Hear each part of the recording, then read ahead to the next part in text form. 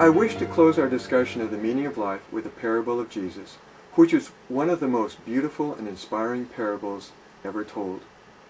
This is the parable of the compassionate Samaritan.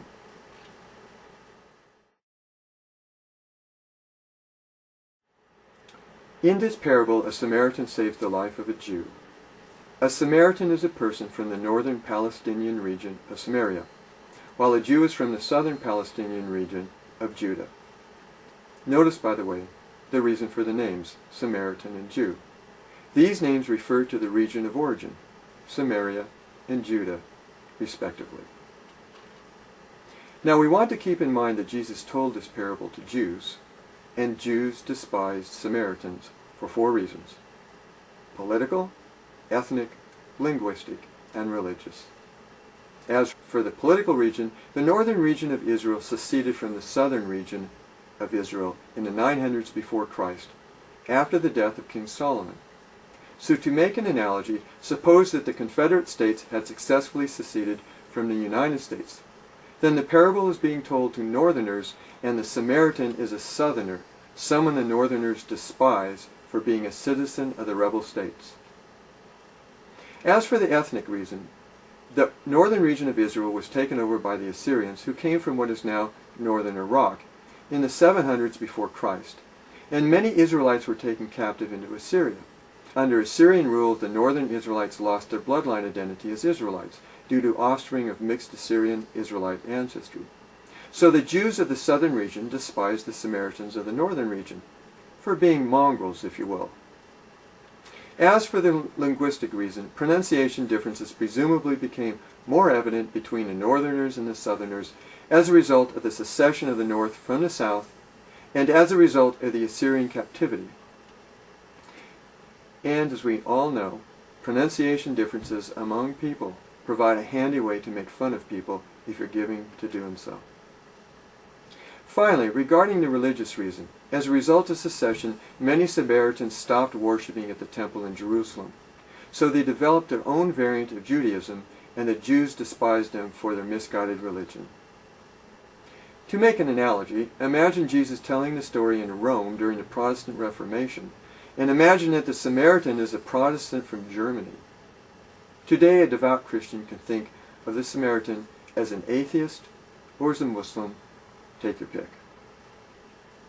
As you know, Jesus makes the Samaritan the hero of his story, so you can imagine how insulted the Jewish religious leaders would have felt in having Jesus portray them as selfish and uncaring, while portraying a despised Samaritan as an exemplar of virtue.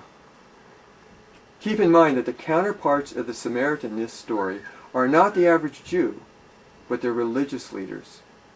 So in this story, Jesus chose to insult just the religious leaders, not the average person on the street.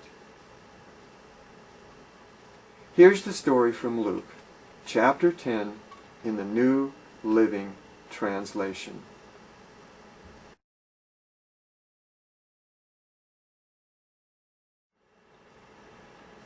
One day, an expert in religious law stood up to test Jesus by asking him this question: "Teacher, what must I do to receive eternal life?" Jesus replied, "What does the law of Moses say?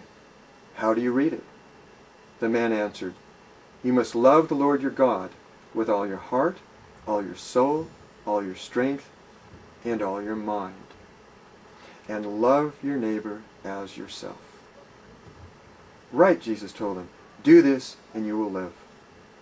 The man wanted to justify his actions, so he asked Jesus, "And who is my neighbor?"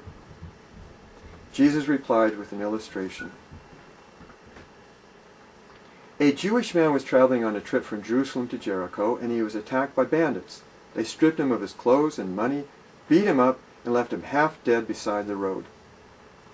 By chance, a Jewish priest came along, but when he saw the man lying there, he crossed to the other side of the road and passed him by. A temple assistant walked over and looked at the man lying there, but he also passed by on the other side. Then a despised Samaritan came along, and when he saw the man, he felt deep pity. Kneeling beside him, the Samaritan soothed his wounds with medicine and bandaged them. Then he put the man on his own donkey and took him to an inn, where he took care of him. The next day the Samaritan handed the innkeeper 2 pieces of silver, 2 days' wages, and told the innkeeper to take care of the injured man. The Samaritan said, "If his bill runs higher than that, I'll pay the difference the next time I'm here." Jesus now asked the expert in religious law, "Which of these 3 would you say was a neighbor to the man who was attacked by the bandits?" The expert replied, "The one who showed him mercy." Jesus said, "Yes, now go and do the same."